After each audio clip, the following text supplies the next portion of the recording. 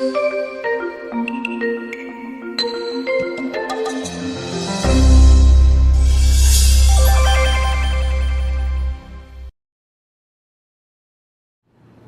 mga tanong pagka mayroong humihingi ng payo.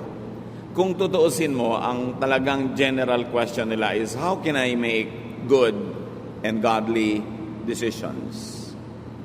Iba-iba yung mga detalye ng tanong at hindi mo naman pwedeng mabigyan lahat ng particular and specific answer. Kaya mahalaga ay magkaroon tayo ng isang pag-aaral, general principle on how to make decisions. Hindi pwedeng itanong sa counselor, sa pastor, sa sino man ang bawat gagawin natin. Ang mahalaga, meron tayong equipping how to make godly decisions. Dear God, we thank you that you want us to make good decisions.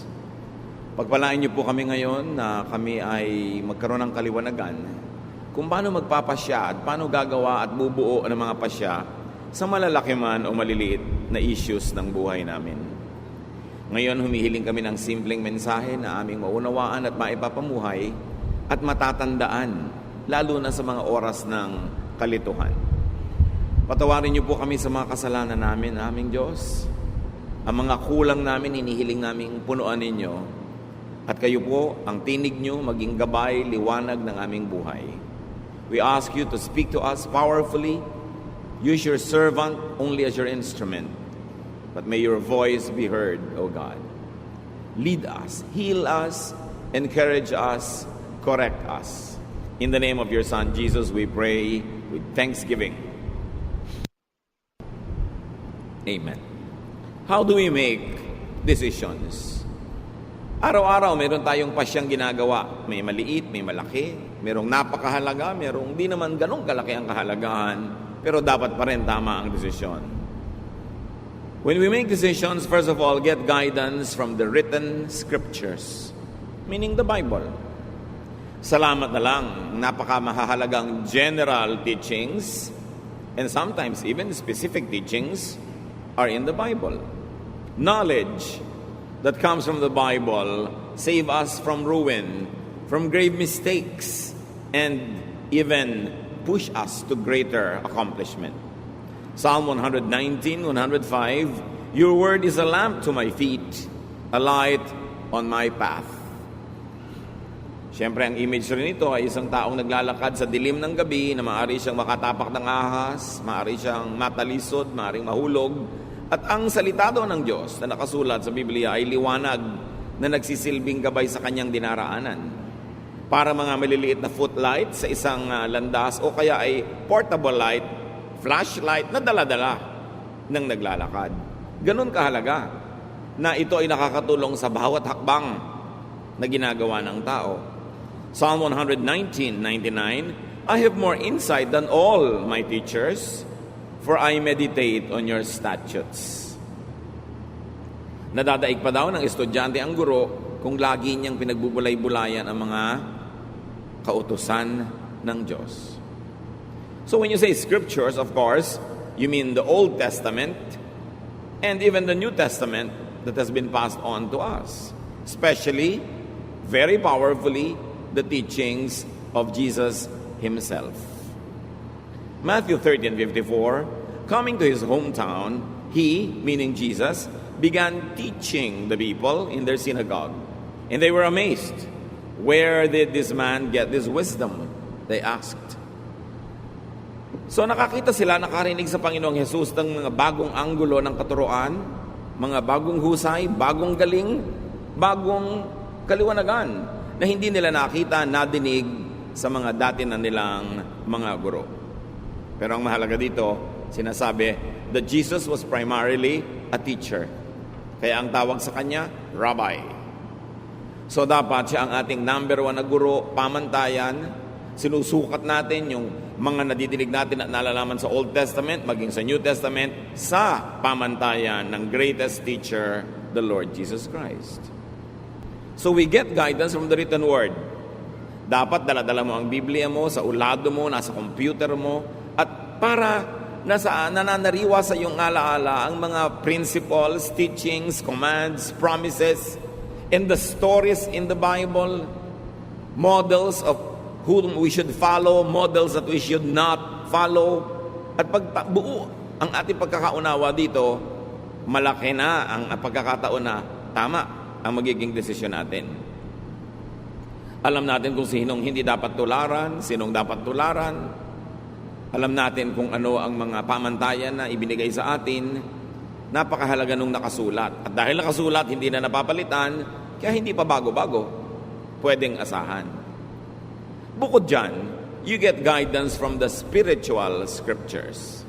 Bansag ko lang yon na spiritual scripture. Ibig sabihin, yung salita ng Diyos, utos ng Diyos na hindi nakasulat. Like revelation by the Spirit. Guidance, ideas in the realm of thought.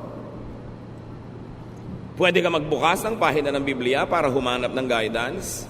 At pwede din ipikit mo ang iyong mata, patahimikin mo ang iyong puso, magbulay-bulay ka, at marinig mo yung munting tinig ng Diyos na kumakausap sa iyong espiritu.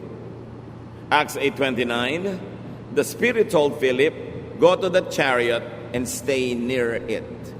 In other words, hindi naman si Philip ang nag-isip na pupunta siya doon sa taong ito na nakasakay sa isang karwahe para niya turuan ang salita ng Diyos. Ang Espiritu ng Diyos ang nag-udyok sa kanya. Kung paano niya ito nadinig? Sound waves ba to? Thought waves ba? Hindi sinabi sa atin. Pero, nakuha niya yung mensahe at sinunod niya. So, these so-called spiritual scriptures are not written but they could be given in conscious thought. Paggising ka, mulat o nag-iisip, they come in inspiration, realization, enlightenment, kaliwanagan. Ibang iniisip-isip mo, binubulay-bulay, tapos biglang nalaman mo. Biglang nagagap mo, nakuha mo yung ideya, kaiisip mo. Conscious. Acts 13:4, the two of them, sent on their way by the Holy Spirit, went down to Seleucia and sailed from there to Cyprus. So maaaring gusto mong pumunta doon pero nakasara ang pinto. Gusto mong gawin yon pero hindi pwede. Napag-isip-isip mo, ayaw ipagawa sa akin ng Diyos. So sa pag-iisip, sa pagbubulay-bulay, sa pananalangin, nahahayag sa iyo ang kalooban na hindi naman nakasulat sa Biblia. Kasi alam nga namang lahat ng gagawin mo, hanapan mo ng nakasulat. Ano kayang iluluto kong putahe ngayon? Anong kulay ang isusuot kong damit bukas? Sinong pakakasalan ko? Bibili ba ako ng bahay o hindi? Anong negosyo ang maganda? Wala ka naman makikitang exact verse na para sa'yo. Pwedeng may mga verses sa written scripture na general na pwede mong paghanguan ng specific application sa buhay mo. Pero you are already taking the license to apply it to your life. Ngayon, meron namang mga revelation na dumarating sa iyo sa pamamagitan ng paghahayag ng Espiritu. Habang gising ka at pwede rin kung tulog because a spiritual guidance could be given in a dream. Merong napapanaginipan nila ang sagot sa kanilang tanong. Pero siyempre, maiingat tayo dahil hindi mo naman alam kung aling panaginip ang dahil lang kulang ka sa paligo. Alin ang dahil mang marami kang inaalala tuloy hanggang sa pagtulog mo, sumisiksik sa utak mo at sa panaginip, at alin ang galing sa tinig ng Diyos. Pero, yes, napakaraming instances na ginamit ng Diyos ang panaginip sa pagbibigay ng guidance sa mga tao. Acts 11:12, the Spirit told me, Peter speaking, to have no hesitation about going with them. At sa panaginip niya nakuha yung sagot. Kasama siyempre sa spiritual scriptures ang discernment, pakiramdam. Yung wala kang basihan na conscious, na intellectual reason, pero nararamdaman mo. So may pakiramdam, kaya ang dapat ang tao marunong makiramdam. How else do you make decisions? Get guidance from what we call the practical scriptures. Meaning, practice, action. What happens? Yung mga nagaganap. Tuwing aalis ka, lagi na lang umuulan, parang ayaw kang paalisin, makakaramdam ka. Tuwing meron kang gustong gawin, parang may humahad lang sa'yo, kailangan lamang maisip mo, sino bang humahad lang sa akin? Ang Diyos ba o si Satanas? Tuwing gusto mo magturo ng Bible, laging sumasakit ang ulo mo, pero sa ibang araw, hindi sumasakit ang ulo mo.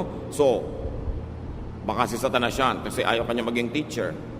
O baka may life habit ka na tuwing oras ng pagba-Bible study, doon ka talaga sumasakit ang ulo dahil may iniinom ka palang gamot o meron ka palang kulang sa tulog the day before. You've got to look at all those. Yung practical reasons, spiritual reasons, and scriptural reasons, titimplahin mo ngayon para makagawa ka ng desisyon. But when we say practical scriptures, we mean supernatural direction or intervention.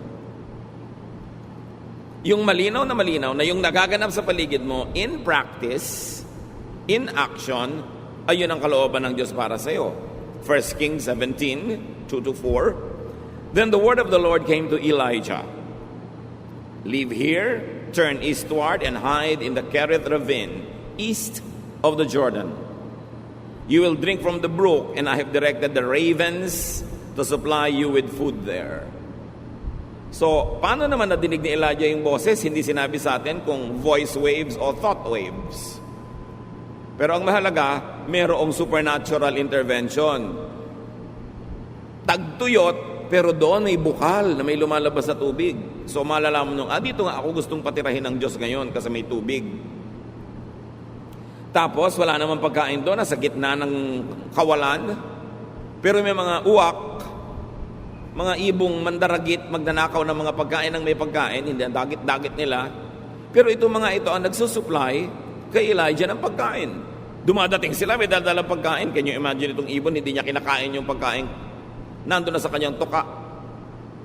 At iiwan pa niya para sa propeta. So alam mo, this is a supernatural intervention. Dahil hindi naman natural na nangyayari ang ganito mga bagay. So clear, ito ang gusto ng Diyos. Plus, i-refer mo pa sa written scripture na ang ginagawa naman ni Elijah tama ayon sa nakasulat na kalooban ng Diyos. Therefore, you can assume that what is happening is really God's will. Then where else do we get guidance? We get guidance from the common scriptures. Yung mga karaniwan, hindi himala, hindi revelation, hindi panaginip, hindi nakasulat sa Bible, what we call natural scripture. Like knowledge. May knowledge ka naman Sabihin, Pastor, ano po bang gagawin ko? A, B, o C? Isipin mo, mag-isip ka sa palagi mo, anong pinakamabuting gawin? Nung inisip-isip ko po, B. Di yun ang gawin mo, kaya ka nga may isip. Lalong-lalo kung hindi mo mahanapan ng scripture na ilalapat, na written scripture. Hindi ka pinapapanaginip, walang spiritual scripture. Wala ring practical scripture kasi hindi naman nanghihimasok ang Diyos sa mga nangyayari sa buhay mo araw-araw para malaman mo talaga kung sa Kanya gusto pumunta. So anong gagamitin mo? Mag-iisip ka. Use knowledge, common sense, and also your conscience. How does it feel sa espiritu mo at sa puso? Dahil lahat ng yan ay galing din sa Diyos.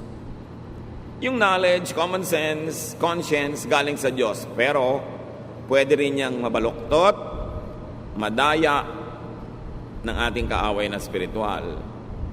Kaya hindi lang basta konsyensya ang pinapakinggan. Ito ba'y konsyensyang nakababad sa salita ng Diyos? Konsyensyang masunurin sa kalooban ng Diyos? Therefore, ito'y konsyensyang magiging sensitibo sa mali at sa tama. Kasi hindi siya gasgas. Hindi siya puro kalyo na wala nang maramdaman. Kasi may mga konsyensyang wala nang maramdaman. Hindi ibig sabihin walang dapat maramdaman, kundi nawala na ng pakiramdam. Dahil hindi pinapakinggan yung konsyensya. Pero yes, kasama pa rin yan sa pagtimpla natin ng desisyon. How does it feel? What do you think of it? What does the Bible say? Ano ang nakikita mong mga nangyayari sa paligid? Pinagsasama-sama.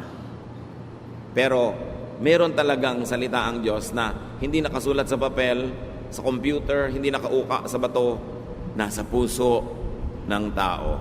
Kaya kasama ang puso sa pagtitimbang ng mga bagay-bagay. Romans 2:15, this proves that a conscience is like a law written in the human heart, and it will show whether we are forgiven or condemned. So yun daw budhi, yung bait, yung konsyensya, ay tulad din ng batas ng Diyos na sa puso naman isinulat. So kasama rin yon. Ano ang sinasabi ng aking puso? Ano ang sinasabi ng nakasulat na verses? Ano ang sinasabi ng mga pangyayari sa paligid? Ano ang sinasabi ng aking mga panaginip? Ano ang sinasabi ng karunungan ng mga taong nakapaligid sa akin, lalo na mga makadiyos na tagapayo? Pinaglalakip-lakip natin yan bago tayo gumawa ng mahalagang desisyon. Get guidance from common sense, from knowledge, from experience. Dahil yan ay pagpapala din sa atin ng Diyos. Halimbawa, ang mga Hudyo, ang mga unang naging Kristiyano, hindi naging malinaw sa kanila agad-agad kung ang mga kaugalian nila at katuruan ng pagkahudyo ay itutuloy pa nila ngayong sila'y Kristiyano na. Pero may mga ibang uri pa ng tao na naging Kristiyano, mga Hentil, Gentiles, non-Jews. In other words, yung cultural baggage ng mga Jew, hindi cultural baggage ng mga Gentile. Halimbawa, Jewish men, Jewish boys always had to be circumcised. Gentile boys were not required. Jewish people were required to eat this and not to eat these types of food. The Gentile people were required by other dietary traditions. May ibang kaugalian at may ibang mga kinasanayan ng mga Jews at Gentiles. Eto ngayon, paano nung naging Christian na ang mga Gentile? Automatically, yung mga Jews na naging Christian, itinutuloy pa nila yung traditions nila kasi Jews sila. Pero yun bang Gentile na naging Christian, pasusunurin din nila sa mga batas na nakasulat sa scriptures ng mga Jew, lalo't Old Testament. Meron ng New, the Lord Jesus Christ. Pinagtalo-talunan yan ng mga theologians at napagkasundo nila ito. Acts 15:10. Now then, why do you try to test God? By putting on the necks of Gentiles a yoke that neither we nor our ancestors have been able to bear. So sabi nitong matalinong tao, bakit natin gagalitin ng Diyos? Susubukin ang Diyos. Sa pamamagitan ng paggigiit natin, pagpipilit, na yung mga napakahihirap natin mga batas at tradisyon na tayo nga hindi natin masunod at hindi rin nasunod ng mga ninuno natin, ipapamana natin at ililipat at pipilitin pang sundin ng mga Gentiles sa naging Christian. Hindi pa ba sapat na maging Christian na lang sila? Huwag na silang gawing Hudyo. At ang napagkasundoan, yes, huwag na nga. Maliban na lang sa tatlong mga bagay na ito at binanggit nila yon. Pero ang kahulugan ng napaka-importante, ginawa nilang user-friendly ang Christianity to the Gentiles. Yung mga hirap na pagsunod sa mga batas ng pagiging Hudyo, di na nila iginiit na sundin din ng mga Gentiles. In other words, sa pagtuturo nila sa mga Gentile Christians, may mga nakasulat sa written scripture sa Old Testament na nasa tradisyon nila na hindi na nila ipinilit pa na sundin din ng mga Gentiles. So what do we see the new church in Jerusalem doing? They discarded what was outdated, irrelevant, and undoable to the Gentile. So pwede ka na maging Christian na hindi ka nagpapacircumcise. Hinayaan na nila yung mga Gentiles sa kainin yung mga dati nilang kinakain, except sabi nila, huwag kayong kakain ng mga karning, yung dugo ng dumpa. Yun ang isa nilang mga iginiit. 3 lang, yung pinilit nila, yung isa huwag na mamuhay sa immoralidad, etc. Pero, kung tutuusin, by very strict Jewish standards, binebreak nila ang Old Testament, di ba? Dahil hindi na nila ipinapasunod sa mga Gentile believers, pero pinagana nila ang utak nila, ang practical teaching, common sense, tinignan nila yung convenience ng mga mananampalatayang Gentile at nagpasya silang, oo nga, tayo na lang mga Jewish Christians ang magpatuloy ng Jewish traditions while we are Christians. But the Gentiles need not become Jews just so that they could be saved. So, in the manner of speaking, the apostles were discarding a lot of written scripture in favor of the unwritten one. Common sense, knowledge, conscience, and kindness to the new believer. Hindi sila nagpakamatay, pumatay, at ng gera para igiit yung written scripture na sa culture and lifestyle of the new believers, wala namang ugat, walang pinag-ugatan, hindi kakapit, at wala namang kahulugan. Yun na lang pinakakonte ang itinira nila para yung mga Kristiyanong Gentile, hindi na sila mabigatan tulad ng bigat na dinala ng Israel na sila na rin ang umaaming di naman nila na kayang dalhin. Saan pa tayo kukuha ng mga basihan ng pagde-decide? Among the common scriptures, nature. Kailangan marunong ka rin makinig sa nature dahil Diyos ang lumikha niyan. Luke 12:54, He said to the crowd, "When you see a cloud rising in the west, immediately you say, it's going to rain, and it does." Yan ang sabi ng Panginoon. Pag nakakita kayo ng senyales sa himpapawirin na may ganitong uri ng ulap, alam nyo uulan at uulan nga. So ibig sabihin, kung nagbabala kayong mamangka, magbiyahe, maglakbay, huwag nyo na ituloy kasi uulan. Or ituloy nyo pero maghanda kayo na mababasa kayo sa daan. So, Pastor, ikakasal po ako, gusto ko maging June bride, gusto ko po garden wedding. Iha, tag-ulan. Ano ba ang trahe de boda mo? Kapote? Hindi po, yung may mahaba pang ang buntot. Kakalad ka rin may putik dahil gusto mo garden. Ipag-pray po natin, di po ba mabait si Lord? Ikaw mag-pray mag-isa mo. Tag-ulan, hindi ko sasabihin sa Diyos na huwag niyang paulanin kasi tag-ulan eh. So kahit anong dasal ang gawin mo, ano yung faith mo at binaha yung kasal mo, huwag ka magtampo sa Diyos because you must listen to nature. God is the author of nature. Kahit ka pastor, kahit ka banal, sumakay ka sa barkong sira, lumubog, mamamatay ka. Hindi na dadaan sa kabanalan yung lulutang ka sa tubig. Dahil sabi ng gravity at ng law of buoyancy, lulubog ka. When your weight is greater than the weight of the water that your body displaces. So, lulubog ka. You've got to respect nature. Huwag mong daanin sa dasal. Huwag kang humingi ng himala. Sumunod ka na lang sa nature. Magpakasal ka ng Pebrero, bihirang umulan. At kung talagang sure ka, ayaw mong mabasa yung mga entourage mo, edi indoors, ba't makailangang garden pa? Proverbs 6:6, go to the ant, you sluggard, consider its ways, and be wise. O sabi din sa Proverbs, tingnan mo yung mga langgam, matuto ka sa kanila, ang liit-liit ng utak niyan, kasi ang liit niya, yung utak mo ang laki. Pero dapat, matuto ka. Yung mga langgam, pag tag-araw, doon sila nagtatrabaho, doon sila nangongolekta ng pagkain nila, iniimbak nila, para pag nagtag-ulanan, doon lang sila sa mga lungga, tahimik sila.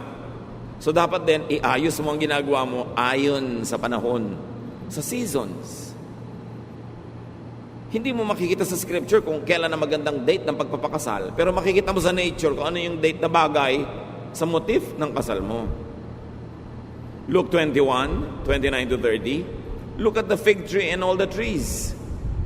When they sprout leaves, you see for yourselves and you know that summer is near. Kahit sa puno, makakabasa ka ng mensahe ng Diyos. Malapit na magtagulan, malapit na magtaginit. Pag wala ng dahon ng puno ng siniguelas, alam mo na kung anong panahon. Pag nagpupulahan ng mga ponsetya, alam mo mangyayari. Nandun yun. Isa pa na pa rin pagkuhanan ng guidance, common scripture, science. The most useful and practical science, physics. Then you can also learn from chemistry, biology. Medicine comes from that, from a lot of chemistry and biology. May sakit po ang nanay ko, ipag-pray natin. Pinainom mo na ba ng gamot? Hindi po, ipag-pray na lang natin. Painumin mo na ng gamot. Ipadoktor mo. May pinaghihimalaan. Paano kung hindi paghimalaan ng nanay mo? Di gamitin mo yung natural, available, scientific way para siya gumaling dahil Diyos din naman ang nagsulat ng mga laws of science. 2 Kings 20 verse 7, merong haring mamamatay na. Then Isaiah said, prepare a poultice of figs. They did so and applied it to the boil, and the king recovered. Mamamatay na yung hari, yung pala ang gamot lang naman konting mga dinikdik na mga dahon-dahon na itinapal, gumaling. Propeta to hindi niya pinagdasal. Pinagdikdik niya ng dahon because alam din niya yung science of medicine. So kasama sa pagde-decide yun. Ipapagamot po ba namin ang nanay namin o ipapapray? Di gawin mo pareho.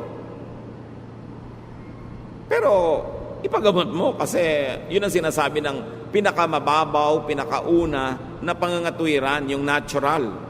Why go against natural law when you can follow the natural law? Si Timothy, laging sira ang tiyan. Sinabi ba ni Paul, manalangin ka? No. 1 Timothy 5:23, stop drinking only water and use a little wine because of your stomach and your frequent illnesses. So anong payo ni Paul? Puro tubig kasi pinag-iinom-inom mo, baka may mga butete pa at mga kitikiti. Tumigil ka muna ng uminom ng tubig. Ang inumin mo muna wine kasi may alcohol yan, content, mayroong medicinal content yan, makakabuti sa'yo. So dapat marunong tayong sumunod sa science. Another common scripture that you can ask you to help make you a decision is your heritage. Kaugalian, tradisyon, na maraming mga bagong born again Christians gusto agad itapon lahat ng tradisyon. Parang wala namang matututunan mula doon. Ang tagal-tagal bago nabuo ng ating mga ninuno ang kanilang mga kaugalian, trial and error through hundreds, maybe thousands of years. Surely may pakinabang ka dyan. Job 8:8-10. Ask the former generation and find out what their ancestors learned. For we were born only yesterday and know nothing, and our days on earth are but a shadow. Will they not instruct you and tell you? Will they not bring forth words from their understanding? So ano ang payo kay Job? Hindi mo naiintindihan ang nagaganap sa buhay mo? Hindi mo alam ang sagot sa mga tanong mo? Ba't di mo tanongin ang yung mga ninuno? Para malaman mo. Kung ano yung nalaman na nila nun pa at alam na nila, para huwag ka nang mapagod na mag-aral pa ngayon. Papunta ka pa lang, pabalik na sila. At yun ang halaga ng payo ng matatanda. 20 anyos ka, may kausap kang 80 anyos. Imagine, 4 times na buhay mo na yung naibuhay niya. Surely may maituturo siya sa'yo. Kailangan pahalagahan mo yon. Sabi niya, pag tinanong nyo ba yung mga ninuno nyo, hindi ba sasagutin kayo? Paano ka naman po tatanungin namatay na?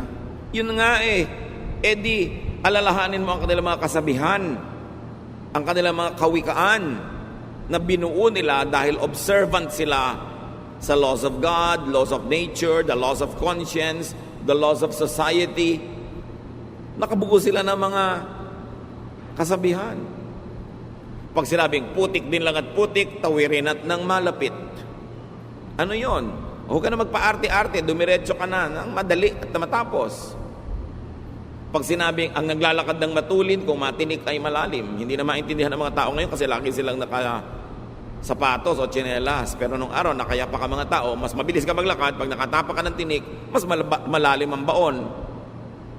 Kaya sabi, pag naglalakad ng marahan, kung matinik ay mababaw, ibig sabihin, kung dahan-dahan ka, hindi ka pa dalos-dalos, magkamali ka man, konti lang.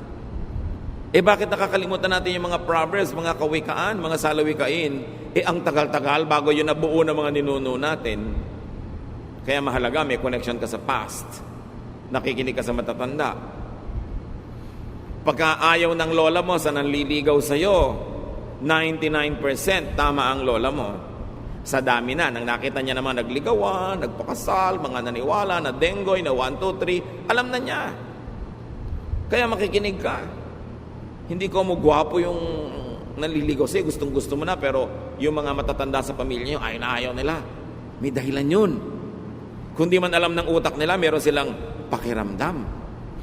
Ayaw mo bang pakinabangan yung alam nila? Hindi mo sila papakinggan, gusto mo, sarili mo lang ang sundin mo. Para magkamali ka. Ang dami na kasi nagkamali sa buhay ng mga ninuno natin, sila mismo nagkamali, kaya alam na nila kung ano mga landas ang dapat iiwasan. Kasama rin sa common scriptures na matatawag, history. Ang kasaysayan natin. Kaya hindi marunong mag-aaral ng history, hindi marunong magtala, hindi marunong matuto sa mga nakasulat na may tendency na ulitin nila ang pagkakamali ng mga nagkamali na. Esther 6, 1-2. That night, the king could not sleep. So he ordered the book of the Chronicles, the record of his reign, to be brought in and read to him. Hindi makatulog ang hari.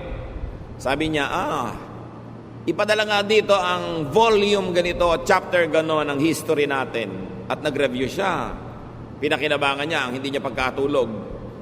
At meron siya mga na-discovery doon na mga dapat ituwid, mga dapat gawin na hindi pa nagagawa, na ituwid niya.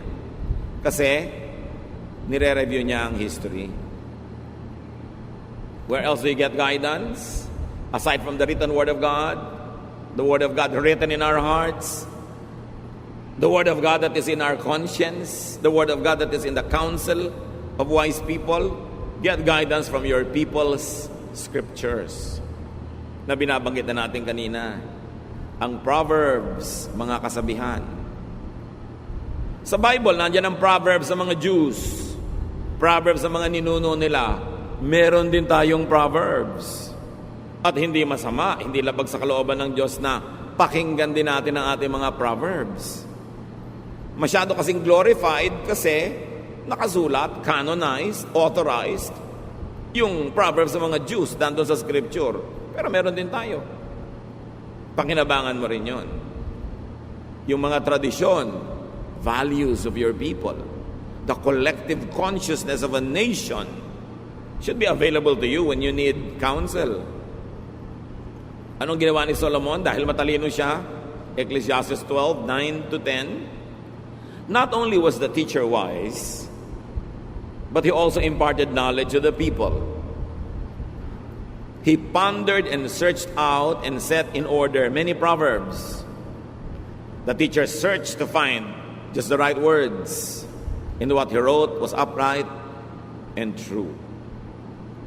So bukod sa matalino si Solomon na lumikha siya ng mga salawikain niya, sinaliksik niya ang mga salawikain ng kanyang bayan. Kinolekta niya ang mga kasabihan ng matatalinong tao, ng mga matatalinong matatanda sa kanyang bansa. At nire-write, inedit, inayos. At yun ngayon ang nababasa natin na Book of Proverbs. Kasi kinolekta niya. Kayo, kinukolekta nyo ba mga sinasabi ng lola nyo? O pinagtatawanan nyo? Kung galing kayo sa mga bayan-bayan, kung saan-saang sulok ng bansa, kinokolekta nyo ba yung mga kasabihan ng matatanda? Kasi maraming matatanda, sumasakabilang buhay na, pag inilibing sila, kasama sa libingan, ang kanilang mga kasabihan, kung hindi nyo na naisulat, wala nang makakaalam. Daang taon, libong taon bago na-develop yung mga ideas na yon. Alam nyo yung latik na inilalagay sa suman at sa bibingka, yung napakasarap na mga butil-butil na mga inilalagay sa ibabaw ng kakanin.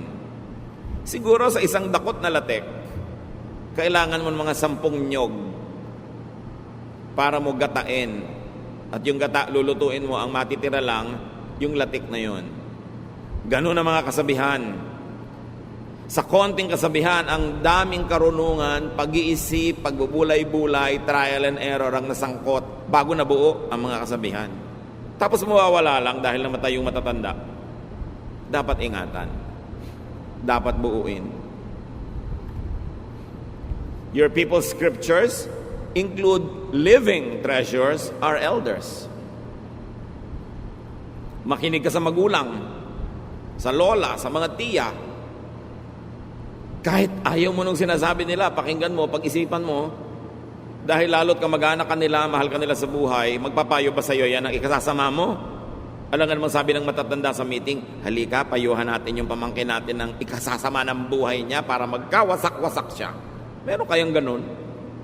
Dapat mo pakinggan. Proverbs 1, 8 to 9, listen, my son, to your father's instruction, and do not forsake your mother's teaching. They are a garland to grace your head and a chain to adorn your neck. So ang image dito, mga athletes na nananalo sa mga timpalak, mga manunula, mga namamalagtas, mga tumatakbo, mga kumakarera, na kung nanalo, binibigyan ng bulaklak, inilalagay sa kanilang ulo, o mga dahon-dahon, tulad na nasa ulo ng mga makata, o mga bulaklak, o mga medalyang isinasabit sa kanilang leeg. Sabi dito, yan ang halaga ng payo ng magulang. Makinig ka sa tatay mo, makinig ka sa nanay mo, or their equivalents in your life. Kasi makakatulong yan sa buhay mo. So, ilan na ang pagmumulan ng ating karunungan para matimpla natin kung anong gagawin natin sa buhay.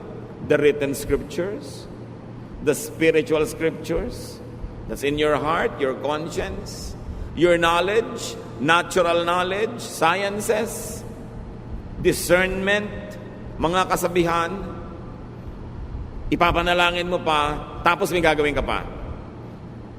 Di ang dami, sasalain mo siya. Para yung makakalampas lang sa salaan, ang pahalagahan mo. Sa dinami-rami ng written words, sa dinami-rami ng spiritual guidance, mga nangyayari sa paligid, filter everything with Solomon's teachings on meaninglessness. Kung merong salaan ng Old Testament, kung saan mo dapat salain ang mga katuruan, at doon mo sukatin kung mabuti sa iyo, makakasama ba sa iyo, pumunta ka doon sa nagsulat na pinakamatalino sa lahat, si Solomon. So Solomon should be a standard. So sabi ng nanay ko, sabi ng konsyensya ko, sabi ng paligid, sabi ng scripture, sabi ng Old Testament, sabi ng ganitong epistle, sabi ng panahon, sabi ng weather, sabi ng science, ano ngayon ang sabi ni Solomon? Susukatin mo doon. Ecclesiastes 2:16, for the wise, like the fool, will not be long remembered. The days have already come when both have been forgotten. Like the fool, the wise too must die. So nakakamatayan din lahat ng tao, matalino't hindi. So sabi ni Solomon, anong mahalaga sa buhay? Ecclesiastes 3:12, I know that the best thing we can do is to always enjoy life. So ito sabi ng panaginip mo, ito sabi ng verse, ito sabi ng matatanda. Ngayon, ang ending is, sabi mo, nakaka-enjoy ba sa buhay itong gagawin kong desisyon? Kasi sabi ni Solomon na pinagkalooban ng Diyos ang pinakamataas na talino, dapat enjoy ka. Nagpakabayani ka, nagtanim ka, hindi ka nagtanim, nagpakatalino ka, hindi ka nagpakatalino, mamamatay din kayo lahat. Sabi ni Solomon, pare-pareho wala kayo mabubulok. Therefore, pahalagahan mo ang buhay. Dapat mahalaga bawat sandali, mahalaga bawat yugto, at dapat nag-e-enjoy ka sa ginagawa mo. Okay, tutulong ka kay ABC. Sino naman ang pinaka-enjoy ka? Si B. Edi yun ang tulungan mo kasi hindi man pwedeng tulungan lahat sabay-sabay. So kasali ka rin. Dapat meron ka enjoyment. So itatanong mo sa buhay mo, enjoyable ba? Okay, balik tayo kay June Bride.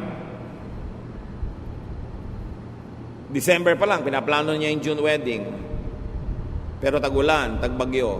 Itatanong mo na sa sarili mo, mag-i-enjoy ba ako mula Enero hanggang Mayo na isip kung baka bumagyo sa wedding day ko? Anong obvious answer? Hindi ka mag-i-enjoy kasi mag-aalala ka. Therefore, wag na lang June. Nakakuha ka ng payo, sinala mo kay Solomon. Okay, ang gwapo-gwapo nito nanliligaw sa akin pero ubod ng tamad. Pero pag niyayakap niya ako, nakakalimutan ko na ang lahat. Pero ang point, mag-e-enjoy ka ba nakasama mo buong buhay ang batugan na yan? Gaano katagal mo at kadalas mo gustong mayakap ka maghapon? Kung maalinsangan, maiinis ka rin yan. Mag-e-enjoy ka ba? So naisip mo yun? May mga magtatanong, saang church po kaya ako mag-a-attend? Doon sa very conservative, sa hindi conservative, sa gitna. Saan ka mag-e-enjoy? Ano bang pagkatao mo? Gusto mo ba yung masayang tugtog o yung mabagal na tugtog? Gusto mo ba yung kada kibot ng buhay mo, kinokontrol ka ng leader o binibigyan ka ng laya? Alin ba? Saan ka? Saan ka mag-enjoy? Kasi pare-pareho naman Bible yung pinagbabasihan ng turo. Pare-pareho rin kaligtasan dahil sa dugo ni Jesus. Saan ka enjoy? Dapat kasama yun sa decision. At hindi lang yon, dalawa ang filter. So enjoy ka na. Kala mo pwede ka namang gumawa ng ganong desisyon. May isa pang salaan. Filter everything that's left with Jesus' new commandment on love. Nakakalito ang daming commandment. 10 commandments, 613 misvots or additional commandments and regulations in the Old Testament. So 623 na yon. Nagdagdag pa yung mga disciples at mga apostles. May mga apostle pa na yung ayaw makinig sa kanila, gusto nilang paulanan ng apoy, etc., etc. So, sisalain mo uli. John 13:34-35. But I am giving you a new command. You must love each other, just as I have loved you. So, isinet aside ng Panginoong Jesus ang lahat ng commands. 10 commandments, 613 laws and misbots, traditions, regulations. At sabi niya, eto ang kaisa-isang command na iiwan ko sa inyo. Love. Love each other. People will know that you are my disciples if you are loving. So ngayon, may decision ka na. O sige na nga, December na lang ako magpapakasal. May pangalawa pang tanong, is it loving? Magiging mabuti ka ba sa pakakasalan mo? Makakasagabal ba yung wedding mo sa kanilang Christmas traditions ng lahi nila? Mabuti ba na gawin yun sa ganung panahon? Magiging maibigin ka ba to everyone involved? Pag sabi mong yes, it will be very loving to them, then go ahead. Pero pag sabi mong teka, hindi, magiging malupit sa iba. Pinipilit ko lang, pero actually may magsasuffer. Then you know how to decide. So pag na-factor mo na lahat yung pinag-usapan natin, sasalain mo kay Solomon, is it enjoyable? At sasalain mo kay Jesus, is it loving? Is it considerate? Is it kind? Then you will know where to stand. John 9:14-16. The day when Jesus made the mud and healed the man was a Sabbath. So the people took the man to the Pharisees. They asked him how he was able to see, and he answered, Jesus made some mud and smeared it on his eyes. Then after I washed it off, I could see. Some of the Pharisees said, this man doesn't come from God. If he did, he would not break the law of the Sabbath. Others asked, how could someone who is a sinner work such a miracle? Since the Pharisees could not agree among themselves, etc., etc. Ano yung issue? May written law. Di ba doon tayo kukuha ng guidance sa written law, written scripture? Walang magtatrabaho sa Sabbath. Pero merong bulag. Ang tagal na niyang bulag, ayaw na ng Panginoong manatili pa siyang bulag kahit sang araw lang. Eh nung kumonsulta sa kanya, Sabbath, ipagpapabukas pa ba ng Panginoon? Hindi. Gumawa siya ng putik, tinapal niya sa mata, nakakita yung mata, kumalat ang balita, nagtrabaho si Jesus ay Sabbath. He broke the law. He broke the written scripture. Pero bakit pwedeng gawin ni Jesus? Kasi ang nangibabaw yung bagong scripture niya, the commandment of love. Alam niyo ba na maraming relihiyosong tao malupit sa kapwa-tao, lalo sa kapwa-believer, kasi ang pinanghahawakan lang niya, written word. Sabi ng verse na ganito, batuhin ka namin. So babatuhin nila yung babaeng caught in adultery. Pero ipinabato ba ni Jesus? No. Essentially, na-break din yung law na nagsasabing batuhin ang babaeng nagko-commit ng adultery. So again, the law of Jesus prevailed over the written law. Kaya pwede ba namin patugtugin itong lalaking ito na may hikaw? Bakit? May verse ba na nagsasabi hindi pwedeng tumugtog ang lalaking may hikaw? Pero di po ba masagwa? Tsaka sign of slavery anong araw? Bla bla bla bla bla bla. Pero teka, anong sinasabi ng law of Jesus dyan? Pipigilin ba natin siya? So may pumipigil, may hindi. Depende kung anong scripture ang pinangahawakan. Maybe scripture of church tradition against the scripture that is written, wala naman talaga nakasulat tungkol sa hikaw na yun. So, nagkakaiba-iba ng pagbasa. Pwede ko po bang payagan itong babaeng makasalanan na ito na umattend sa church? Teka, hindi ba sabi ni Jesus, I came to seek and save the lost? Lost nga yan, ba't mo pagbabawalan? Di ba, napasagwa naman para tayong konsentidor, pinapa-attend natin, blah, blah, blah, blah, blah, blah. Pwede bang sumali sa Lord's Supper ang isang makasalanan? Pagka hindi mo pinasali lahat ng makasalanan, sinong matitirang kakain dyan? Mga ipis. So iba-iba mga kapatid ang attitude ng mga leaders, mga pastors sa mga churches. Kasi saan ba nakahawak? Doon lang ba sa written word? Si Jesus nga, diniscard niya yung mga written word ng Old Testament para manaig ang bagong command, the command to love. Meron din mga tradisyon sila, hindi pwedeng makihalubilo ang mga banal na tao sa mga makasalanan. Tapos ang laging kahalubilo ng Panginoon, mga makasalanan. Pero sabi ni Lord, well, I am a friend of sinners. At ang tanong ng mga religious leaders, bakit yung boss nyo, friend of sinners? Di ba dapat umiwas siya sa mga yan? Pero yun ang talagang laging kasama ng Panginoon. Maraming law sila about fasting, but the Lord hardly fasted except on one very famous occasion, yung 40 days na sinasawag. Tapos nung kinriticize siya, sabi niya, well, nandito pa ang inyong Lord, so bakit kayo magfa-fast? Magfast na kayo sa ibang panahon. Pag sobra ka naging technical, lagi ang pinanghawakan mo yung written verse, lalo't Old Testament pa yon, o kaya galing sa mga istriktong mga alagad ng Panginoon na mas istrikto pa kaysa kay Jesus, magiging istrikto ka rin. It's your choice. Pero sasalain mo kay Solomon, enjoy ba yan? Okay, camp ng mga kabataan, bawal mag-shorts, tag-araw, enjoy ba yan? Ang init-init. Magsuswimming ang mga young people sa beach, dapat nakapantalon, tapos papatungan mo pa ng palda, tapos naka long sleeve ka pa, at magkakapote ka pa, para walang makita ang bahagi ng katawan mo. Hindi sa bahay ka nalang maligo.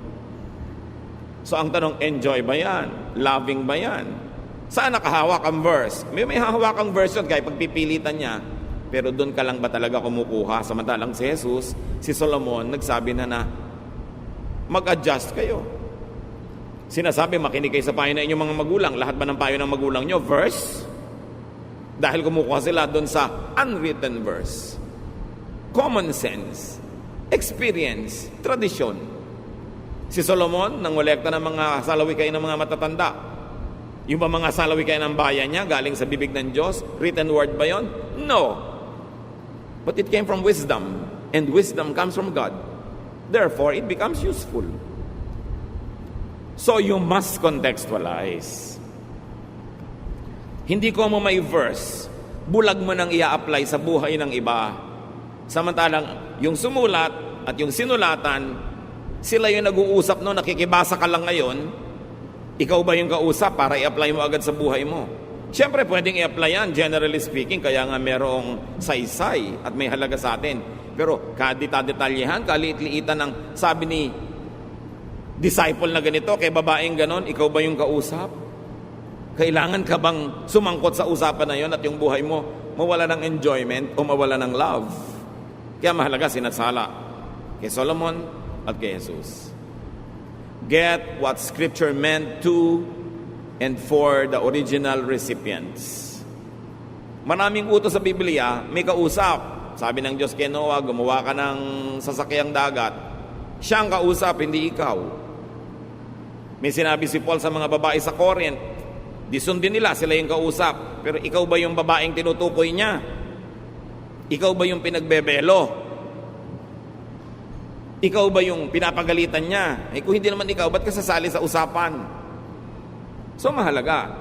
Pwede mo rin naman kunin yung ano ba yung universal general teaching ng usapan nila na pwede ko i-apply sa buhay ko.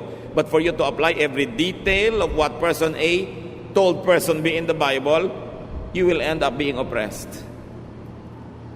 Tulad din ng mga Hudyo na Kristiyano, sabi nila, sige, huwag na nating pasunurin sa mga batas ng Hudyo yung mga Gentile na naging Christian.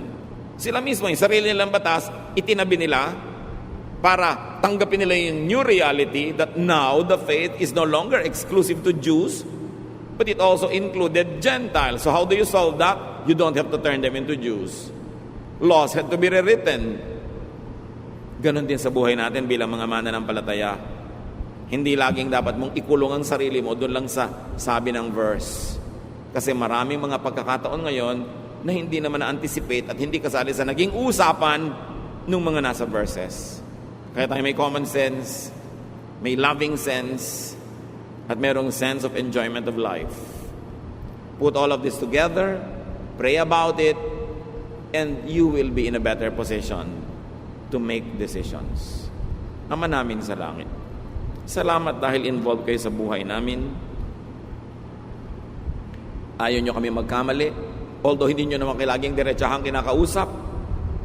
So turuan nyo kami na magbase ng karunungan at mga desisyon sa iba't ibang mga pinagkukunan ng karunungan, pangunahin na yung nakasulat na scripture.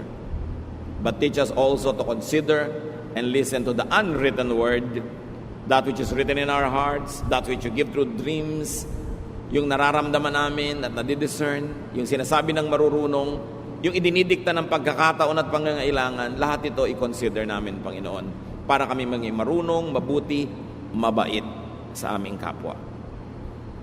Sa ilang saglit pa ng katahimikan, pagbulay-bulayan natin ito, mga kapatid. Mahalaga to make godly decisions. Sometimes, a scripture-based decision is not always the most godly one, especially kung pinagbabasihan mo ay irrelevant na sa buhay ng iba. Nakita natin ginawa yan ng mga disipulo ng Panginoon, nakita natin ginawa yan ng mga bagong mananampalataya at ginawa ng Panginoon mismo. Is it oppressive? Does it set free? Is it kind? Think about those things. Lord, in silence, give us personal applications of what we have been discussing. Correct us if we have errors, but for everything else that is right and true and in accordance with your will, reinforce this in our hearts, in our minds. Magbulay-bulay tayo, sumandali.